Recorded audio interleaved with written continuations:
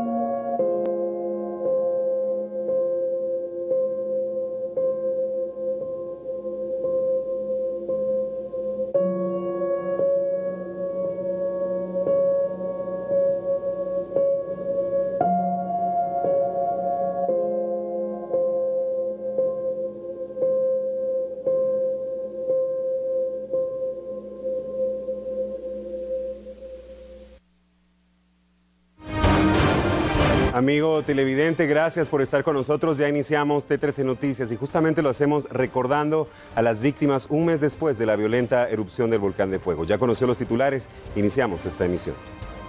¿Por qué, Diosito lindo? Dios tu socorro. Ay, Dios, mis hijos. Así es, las huellas del terror a un mes de la violenta erupción del volcán de fuego. Hoy recordamos lamentablemente a todas las víctimas y todo lo ocurrido durante 30 días. Recordemos que esto sucedió el domingo 3 de junio y aquí tenemos un recuento de todo lo que ha sucedido desde entonces.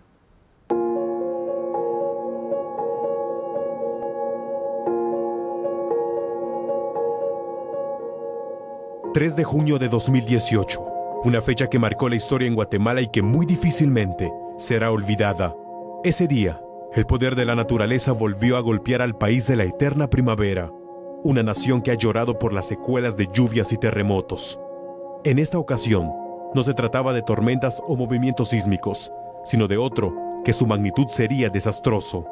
Nadie imaginaba que aquel volcán, que siempre ha estado en constante actividad pero que muchos creían que no representaba peligro, se convertiría en un asesino silencioso.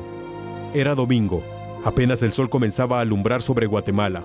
En el centro y sur del país, donde se ubica el volcán de fuego, comenzaban a escucharse pequeños retumbos que a lo lejos se observaba que provenían del cráter del volcán.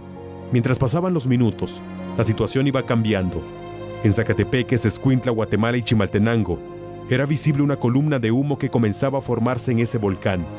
Exactamente a las 10 horas de aquel domingo, la furia del coloso de fuego anunciaba lo peor. Era una de las violentas erupciones registradas en los últimos 40 años. Las columnas de humo rebasaron los 6.000 metros sobre el nivel del mar, algo que los expertos catalogaron como catastrófico. El panorama ya era desalentador para las comunidades del Rodeo y San Miguel Olotes en Escuintla, donde era urgente evacuar a las decenas de familias. A las 12 horas, la Conred activó las alertas de emergencia y advirtió del riesgo que corrían las personas en estas comunidades de Escuintla y en San Juan Alotenango, Zacatepeques, que están a pocos kilómetros de las faldas del volcán. Mientras se coordinaba el plan de rescate, una lluvia de ceniza caía sobre estos 4 departamentos. El material volcánico cubrió en cuestión de segundos calles, casas y vehículos. Equipos de rescate comandados por bomberos y elementos del ejército se dirigieron a la zona a rescatar a las familias. Cuando llegaron, confirmaron lo peor. La actividad eruptiva del volcán de fuego había provocado una tragedia en Escuintla y Zacatepeques. En cuestión de minutos, las casas quedaron debajo de toneladas de material piroclástico en el Rodeo y en San Miguel Los Lotes. A las 15 horas, se hablaba de personas muertas y heridas, pero nada era oficial. Lo único cierto hasta ese momento era que había gente atrapada en medio de los escombros. Las primeras 6 víctimas mortales se confirmaron pasadas las 16 horas, cuando los cuerpos de socorro localizaron en una vivienda a integrantes de una familia que no pudieron huir. A las 18 horas, las autoridades de Conred, en conjunto con el presidente Jimmy Morales y algunos ministros de Estado, convocaron a la prensa para informar sobre el recuento de daños que se tenían hasta ese momento. Habían 10 personas muertas y 25 más, así como decenas de casas dañadas y cortes de energía eléctrica en varias comunidades de Escuintla y Zacatepeques. Se declaró alerta roja en ambos departamentos, mientras los rescatistas continuaban los trabajos de búsqueda y rescate. En el transcurso de la noche, se encontraron a más personas, la mayoría sin vida. Las autoridades se vieron obligadas a suspender las labores por la presencia de lluvia y porque el volcán de fuego continuaba en erupción. A la medianoche, trascendía que las comunidades El Rodeo y Lolotes en Escuintla y San Juan Alotenango, Zacatepeques, eran las más afectadas por la violenta erupción del volcán de fuego.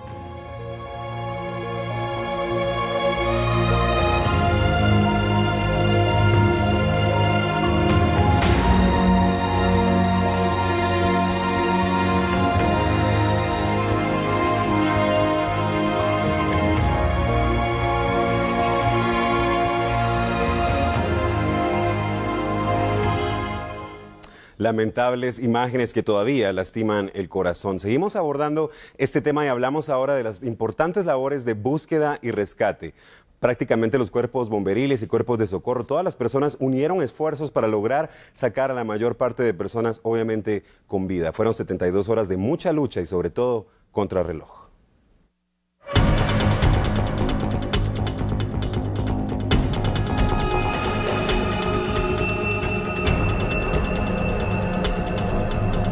El día después de la tragedia ha sido igual de gris que los transcurridos el último mes. El 4 de junio, aún sin poder creer y aceptar la magnitud de lo ocurrido, la noticia había hecho eco a nivel mundial y las imágenes de la erupción del poderoso volcán de fuego acaparaban los titulares. Aún cubiertos de arena y con quemaduras por el material piroclástico que arrojó el coloso, muchos buscaban desesperadamente a quienes hasta el momento permanecen enterrados por la ceniza volcánica. El sol salió y aunque el dicho asegura que después de la tormenta viene la calma, en esta ocasión no ocurrió así, porque después de la tragedia inició el verdadero calvario. La angustia se hizo más fuerte y el dolor fue más penetrante. Hasta el momento las autoridades han confirmado la muerte de 113 personas, pero existen cientos de víctimas que quedaron literalmente sepultadas por la furia del volcán. Para aquel entonces, las autoridades ya habían activado y puesto en marcha la operación búsqueda y rescate.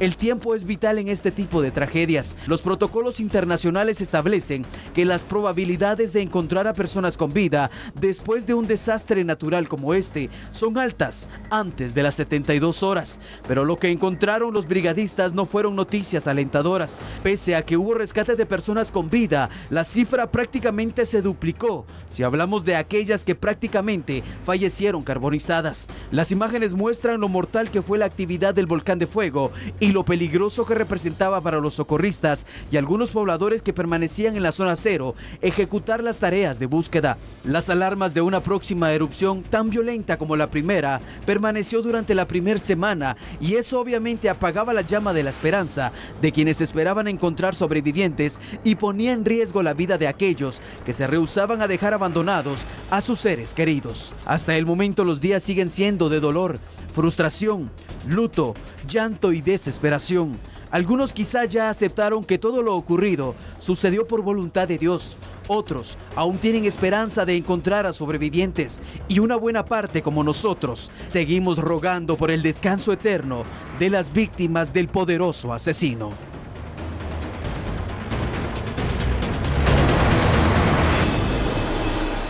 A un mes de la tragedia, una tragedia que sin duda ha unido a los guatemaltecos. Esa unión ha logrado también que muchas de las personas que resultaron heridas después de esta violenta erupción lograran ser trasladadas a México y a Estados Unidos para iniciar su recuperación.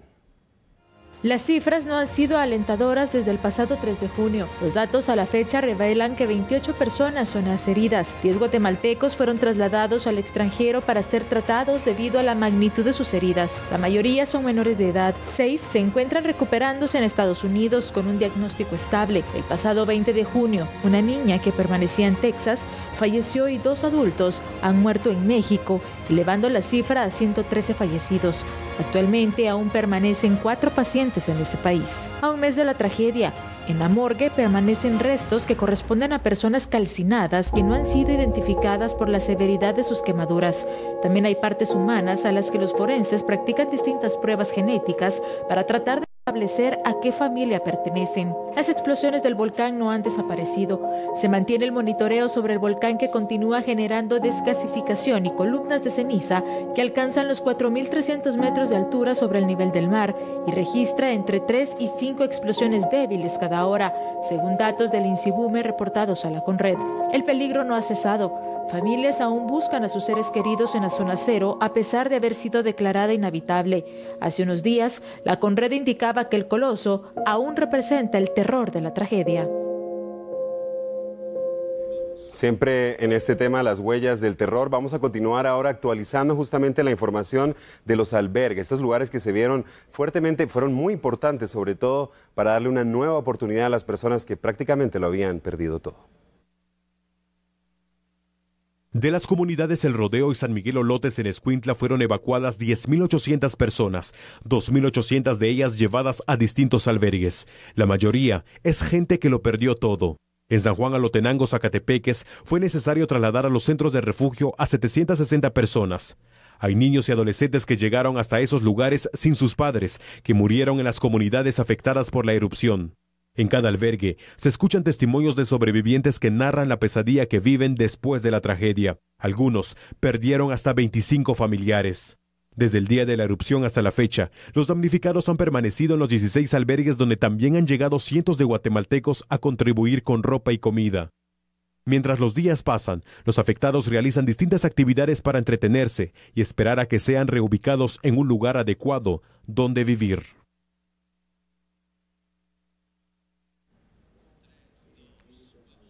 Vamos a mostrarle ahora en pantalla las cifras actualizadas, las cifras oficiales de las huellas del terror. Hablamos de 113 personas fallecidas, además 28 personas que resultaron heridas, 12.823 personas evacuadas, ya hablábamos de la importancia también de los albergues, 1.714.387 personas resultaron afectadas después de esta violenta erupción. Además, 186 viviendas terminaron completamente destruidas. 16 albergues se necesitaron habilitar para esta emergencia y fueron 3.643 personas las que resultaron albergadas debido a lo que indicábamos, que sus viviendas quedaron destruidas. Como indicábamos, un tema que nos sigue golpeando, que nos sigue lastimando, y es importante no quitar el dedo del renglón y no olvidarnos de lo que puede suceder en nuestro país. Con esto vamos a la pausa, enseguida regresamos con más de T13 Noticias. No se vayan.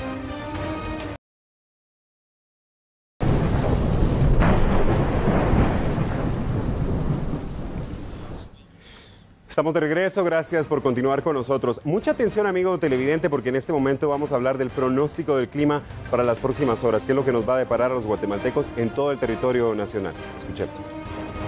La formación de nubosidades, que al combinarse con altas temperaturas puede ocasionar tormentas eléctricas, fuertes lluvias y caída de granizo. Justamente es lo que está afectando al país desde las últimas 72 horas. Las autoridades del INSIBUME pronostican que esta condición climática persista sobre las regiones del sur y norte de Guatemala, aunque existe una posibilidad que las lluvias disminuyan en el transcurso de la semana debido a la entrada de la canícula. La Conred también continúa al pendiente de la saturación de agua en los suelos. Al momento existe 99% de humedad en los departamentos de Petén, Izabal, Alta Verapaz, Quiché y Huehuetenango, donde podrían registrarse inundaciones, derrumbes o deslizamientos. El caudal de varios ríos también son una amenaza para las comunidades cercanas, debido a que en cualquier momento podrían desbordarse por las fuertes lluvias. En lo que va de la temporada de invierno 2018, la Coordinadora Nacional para la Reducción de Desastres contabiliza 159 incidentes, mismos que han provocado la muerte de 5 personas y daños a más de 200 viviendas. Bien, cambiamos de tema y nos vamos a ubicar ahora en el occidente, específicamente en el departamento de Quetzaltenango. Recordará usted del atentado armado del que hablábamos, que cobró la vida de un ayudante de autobús en jurisdicción, como indicamos, de Quetzaltenango. Dueños y pilotos de los transportes Marquesita decidieron paralizar labores este día. Las unidades circulan desde San Marcos a la capital y viceversa. Y este día los usuarios encontraron cerrado el predio donde estacionan estas unidades de transporte en la zona 1 de la capital. La medida es drástica, pero los pilotos aseguran que seguirán de la misma manera hasta que las autoridades pertinentes garanticen su seguridad y también la de los usuarios.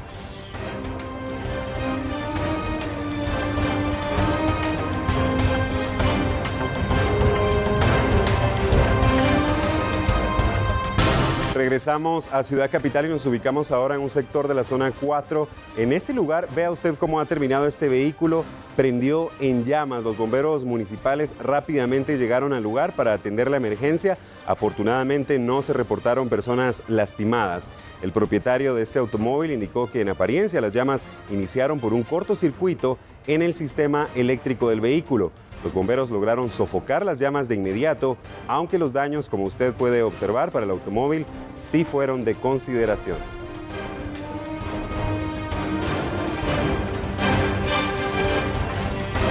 Nos ubicamos ahora en un sector de la zona 12 capitalina, en la colonia La Reformita. Un fuerte accidente de tránsito en este lugar en horas de la tarde complicó la situación. Un vehículo militar está involucrado. Y de 18 calles de la zona 12, colonia La Reformita, un aparatoso accidente de tránsito dejó como saldo varias personas heridas y caos vial. Un vehículo particular chocó contra un microbús propiedad del Ministerio de la Defensa, donde viajaban marimbistas. Según versión de testigos, la mujer que conducía el vehículo particular no respetó un alto y ocasionó el percance. Cuerpos de socorro atendieron la emergencia y tuvo que ser utilizada la herramienta Quijada de la Vida para rescatar a uno de los heridos. Además, un poste de energía eléctrica por poco fue derribado. Vecinos del sector aseguran temer lo peor, ya que diariamente se registran entre 2 a 3 accidentes de tránsito porque la mayoría de conductores no observan la señal de alto. No hay semáforos ni agentes de tránsito, por lo que piden pronta atención en la zona antes que ocurra una tragedia.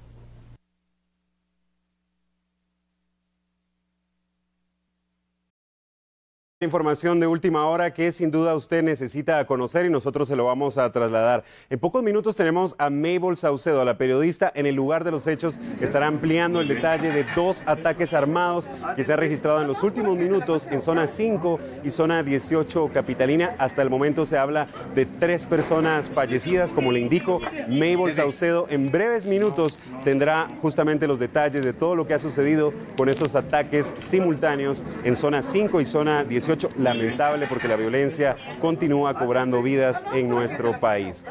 Y justamente continuamos hablando de hechos delictivos. Nos vamos a ubicar en otro sector de la ciudad. Afortunadamente, en esta ocasión sí se reportaron capturas. La balacera inició en la 9ª Avenida y 19 calle de la colonia La Reformita, en la zona 12. Se supone que un grupo de vecinos organizados se percató de 3 presuntos delincuentes cuando pretendían entregar un teléfono celular al dependiente de un negocio de venta de baterías, para posteriormente extorsionarlo. Uno de los vecinos del lugar alertó al resto de sus compañeros y uno de ellos, armados, disparó contra los supuestos extorsionistas. Se cree que los sospechosos también estaban armados y que respondieron con fuego a los comerciantes organizados. Sin embargo, ese extremo tiene que ser investigado. El punto es que uno de los sospechosos fue herido de bala y murió minutos más tarde. Es importante mencionar que pese a su estado, sus cómplices se los llevaron a bordo de una motocicleta y una patrulla que circulaba por la zona inició de inmediato una persecución que concluyó sobre el anillo periférico norte y 24 calles de la zona 11. Los supuestos delincuentes se empotraron contra el Arriate Central después de haber perdido el equilibrio por el sujeto que iba herido. Fueron reducidos al orden por las fuerzas de seguridad, mientras su compañero murió en la cinta asfáltica. Los 2 detenidos son adolescentes y por ese motivo fueron enviados a un juzgado de menores en conflicto con la ley penal. Cambiamos de tema. La Cámara de Medios de Comunicación de nuestro país presentó un recurso de inconstitucionalidad contra 6 artículos de la ley electoral y de partidos políticos. Dentro de los artículos impugnados se encuentra el artículo 219, que establece al Tribunal Supremo Electoral como el único que puede regular la propaganda electoral y que sanciona si no se cumple con lo establecido. Para el abogado Gabriel Orellana, esto contraviene el artículo 35 de la Constitución, que se refiere a la libertad de expresión y le resta competencia al organismo judicial. El primero de ellos es un atentado contra el derecho de libre acceso a la información. La Corte Interamericana de Derechos Humanos ha sostenido recientemente que lo que antaño se trataba conjuntamente, como era el derecho a la libre expresión o libre emisión del pensamiento y el derecho de acceso libre a la información, eran uno mismo. Hoy en día la Corte ha reconocido que debido al desarrollo de los medios de comunicación, ambos derechos deben tratarse separadamente, es decir, como que fueran dos distintas garantías: derecho a la información y derecho de acceso a la información.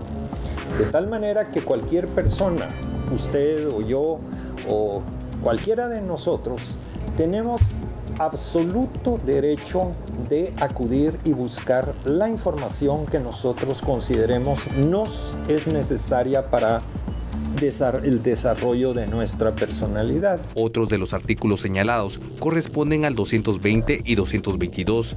Estos artículos expresan que el determinará los espacios y tiempos de propaganda electoral en los medios de comunicación, los cuales deben presentarle al Tribunal Electoral las tarifas que cobran, y será exclusivamente el TSE el encargado de fijar la pauta. El representante de la Cámara de Medios de Comunicación de Guatemala explica por qué hay inconstitucionalidades.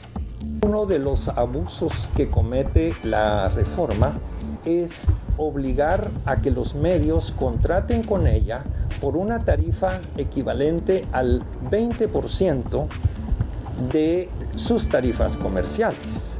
Ese es un argumento absolutamente trivial, infantil, podríamos decir, porque lo que no se ha considerado, quizá por amañamiento de la sustentación de esta ley, es que aún cuando a los medios de comunicación les pagaran el 500% de su tarifa, en otras palabras, que significara para un medio hacer una gran inversión en la propaganda política, resulta que tenemos que poner en la balanza qué es peor. Si se recibe un 20% y se pone en riesgo a toda la junta directiva, a los accionistas, a los administradores por la comisión de un delito, o si por consecuencia lo mejor es no participar en el evento electoral a fin de evitar precisamente una responsabilidad penal. Otra de las inconstitucionalidades que sostiene la Cámara de Medios de Comunicación es que la ley no establece con certeza cuándo se realizan las actividades de propaganda anticipada, así también que prohíbe las encuestas electorales 15 días previos al día de elecciones. De tal manera que cualquier persona, usted o yo o cualquiera de nosotros, tenemos absoluto derecho de acudir y buscar la información que nosotros consideremos nos es necesaria para el desarrollo de nuestra personalidad. Pues bien, hoy en día las reformas introducidas a la ley electoral y de partidos políticos, a diferencia de lo que ocurría antaño, que establecían una veda informativa de 36 horas antes del evento electoral, hoy en día prohíben durante 15 días que todos nosotros, los guatemaltecos, tengamos acceso a encuestas y estudios de opinión. En ese caso, estamos ante un problema muy grave, muy serio para todos los medios de comunicación de Guatemala, sean escritos, electrónicos o de cualquiera otra naturaleza, porque la gravedad del asunto es que no hay criterio para establecer cuándo hay una campaña anticipada, sino que el problema, y lo acabamos de ver en los últimos meses, estos delitos van a aflorar mucho tiempo después de que se celebró el proceso electoral, de tal manera que no dan seguridad. La Cámara de Medios de Comunicación presentó la inconstitucionalidad a la CC en abril de este año y le pide a los magistrados que resuelvan en los plazos establecidos por la ley.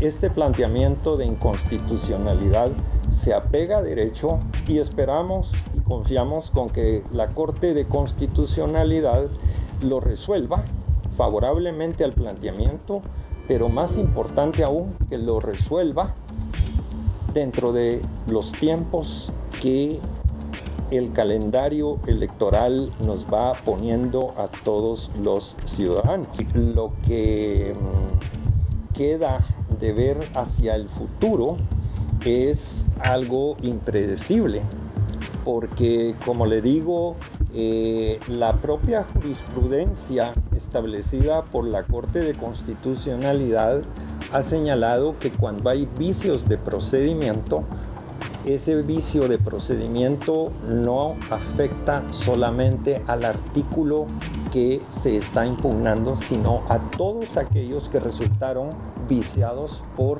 ese vicio procesal.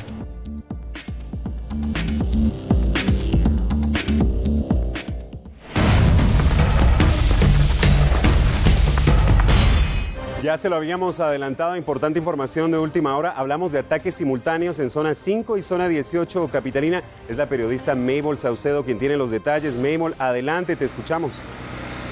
Pablo, muy buenas noches, amigos de T13 Noticias. Y efectivamente, 2 ataques armados de manera simultánea se dan en la zona 5 y en la zona 18 capitalina, dejando como resultado a 2 hombres y una mujer fallecidos. En el primer escenario en el que estamos ubicados nosotros en la zona 5 capitalina es precisamente 18 calle 46 avenida de la Chácara de la zona ya referida. En este lugar son atacados a balazos 2 hombres que iban a bordo de una motocicleta. Uno de ellos es identificado como el menor de edad Paz Pérez, de 17 años de edad. En este caso, este menor de edad, según se ha dado a conocer, hace 3 días cumplió esta edad, 17 años, mientras que Luis Alberto Lemus Arribillaga, de 20 años, también queda fallecido a bordo de la motocicleta. A este caso ya se hicieron presentes familiares, se mantiene de una manera muy hermética, ya que no se ha dado a conocer cuál es el móvil de este ataque. Asimismo, en la zona 18, en el interior de una tortillería, dan muerte a la señora Laura María Virginia Ordóñez Pérez, de 33 años de edad. Ella se encontraba en el interior de la tortillería en donde trabajaba, ubicada en el sector 1, lote 20, Las Torres, Loma de Santa Faz, zona 18.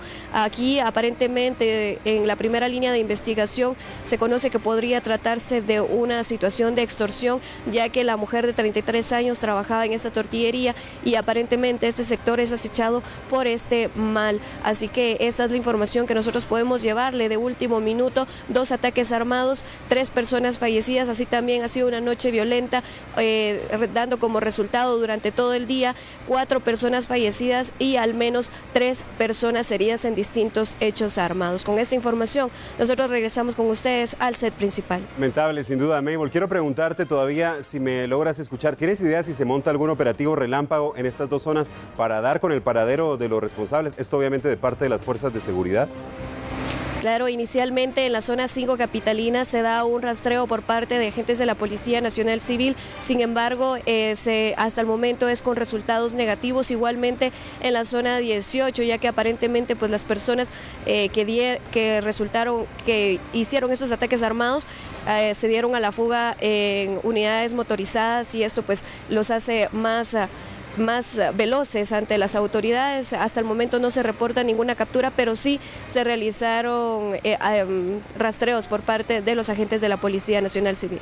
Muchas gracias por la información. Es Mabel Saucedo entonces con los detalles de estos ataques armados lamentable en zona 5 y zona 18 con el saldo de 3 personas fallecidas. Vamos a cambiar de tema y en este momento hablamos de cómo se han retomado los vuelos de migrantes deportados de Estados Unidos a nuestro país. Tenemos algunas reacciones de parte de estas personas.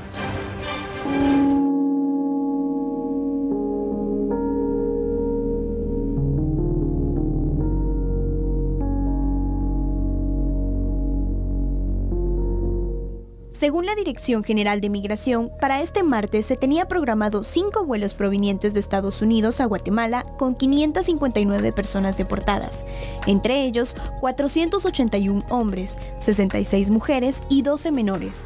Estas son las reacciones de algunas personas afectadas y familiares.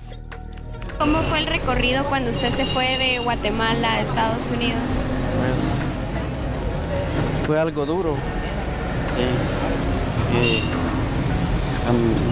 Tardé algo para llegar allá y no pude llegar a donde llevaba yo el destino. ¿Y cómo le dijeron que se tenía que regresar al país?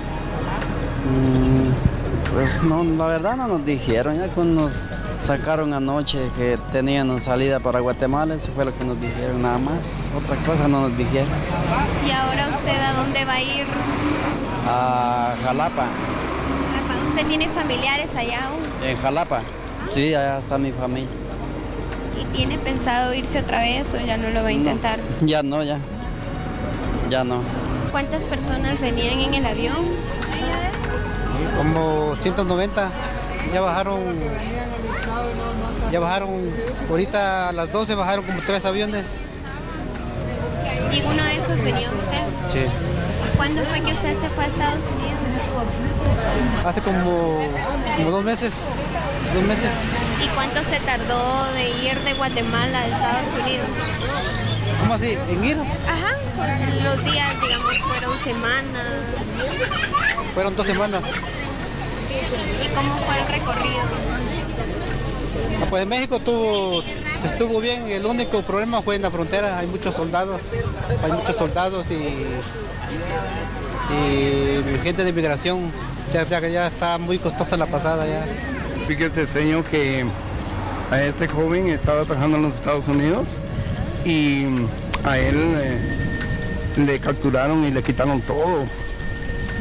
Y la joven que es hermana de él me pidió favor si no lo podía venir a esperar acá y yo con mucho gusto estoy haciendo ese favor. ¿De dónde es usted y el joven que está esperando? Yo soy acá de la ciudad capital y el joven que viene es de los Amates Izabal. ¿Y él de qué trabajaba allá en Estados Unidos? Él ponía tabla y eso. Y estando trabajando ahí, él cuenta de que ahí lo fueron a capturar y que le quitaron todo y lo deportaron.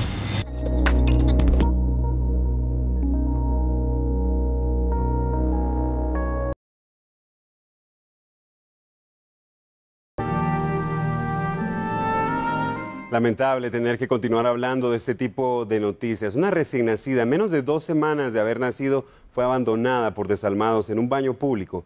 Esto en el departamento de Sololá. Una bebé aproximadamente de 8 a 15 días de nacida fue localizada en los baños públicos del parque de la cabecera cuando lloraba. Sí, en el momento de que llegamos, pues pudimos acudir de una vez con las autoridades correspondientes de la PGN y pudimos comprobar de que era una niña de aproximadamente unos 8 a 15 días de nacido. Es una niña, o sea, de sexo femenino. Nos imaginamos de que por el estado de la niña, esta señora o esta madre de esta niña, ella fue atendida en algún centro asistencial, ya que tiene presente un clamps en el ombligo. Ahorita voy a subir a pedir medidas cautelares a favor de la niña. Luego la niña se queda ingresada aquí en el hospital, en la clínica Amigable, donde va a ser atendida. Ahorita, mientras que se termina que la revisen y todo, yo digo que esta semana va a estar acá en el hospital y luego ya veremos a dónde va a ser trasladada la bebé. Fue trasladada por bomberos voluntarios hacia la emergencia del hospital departamental. Médicos indicaron que la bebé goza de buena salud y que permanecerá en observación mientras se coordina con las autoridades correspondientes. Desde el departamento de Sololá reporta Mario Guzmán. Desafortunado lo ocurrido en el departamento de Sololá. Regresamos a Ciudad Capital y nos vamos a ubicar en un sector del Trébol capitalino para justamente conocer la historia de esta señora, un ejemplo de vida para los guatemaltecos. A pesar de la edad, a pesar de las inclemencias del tiempo, a veces ella está puntual todos los días realizando sus ventas, esto para llevar el sustento a casa.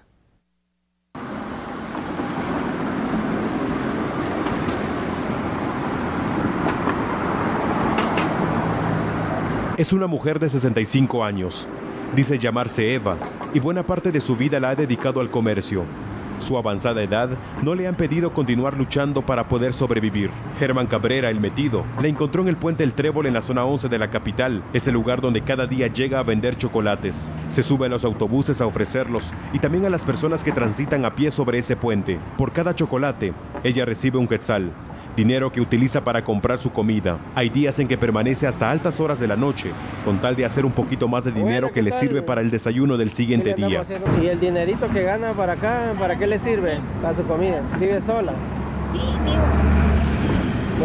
¿No tiene hijos, nietos? Sí, es que tengo hijos, pero tengo uno que él trabaja, pero tiene su esposa. Y yo como me gusta trabajar, porque a mí me dicen que ella no sale. Pero yo a mí me gusta el trabajo. Sí, qué bueno que le gusta. Toda mi vida he trabajado, toda mi vida. Doña Eva vive con un hijo casado en Villalobos, zona 12 de Villanueva. Asegura que su intención de trabajar no se trata porque sea despreciada por su hijo, sino simplemente porque no quiere ser una carga para él y su familia. Su hijo le ha dicho que ya no trabaje, pero ella se niega a hacerlo. Pese a frecuentar una zona de bastante peligro en la capital, doña Eva dice que nunca ha sido víctima de la delincuencia. El problema que normalmente enfrenta es el de su salud. Hay días en que no puede caminar por dolores en sus piernas. Su deseo es continuar trabajando para seguir sosteniéndose.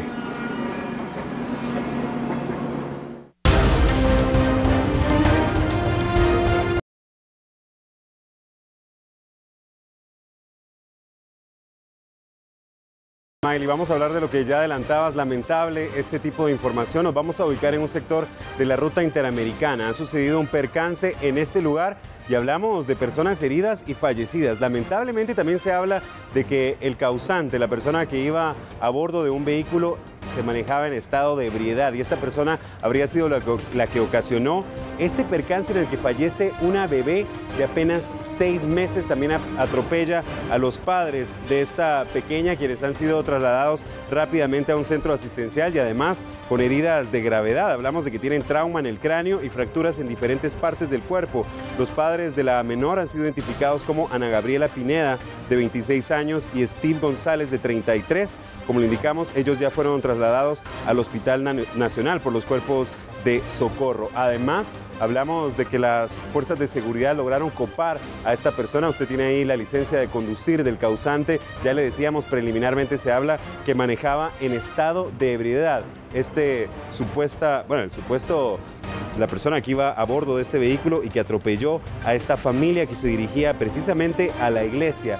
Tenemos información entonces que la menor lamentablemente falleció en su ingreso al hospital de Antigua, Guatemala. De verdad, una noticia desgarradora. Ahí está el vehículo con el cual impacta a esta familia. Los dos padres de familia resultan con heridas graves y, como indicamos, la bebé lamentablemente fallece. Los bomberos voluntarios de San Lucas, Zacatepeques, llegaron rápidamente al lugar. Lamentablemente por la pequeña ya no se podía hacer nada. Estaremos atentos al estado de salud de los papás y obviamente también qué es lo que va a suceder con el responsable de este hecho. Esto sucedió en el kilómetro 28 de la ruta interamericana en jurisdicción de Zacatepeques hace minutos nada más. Con esta lamentable información vamos a la pausa. Enseguida regresamos con más. No se vayan.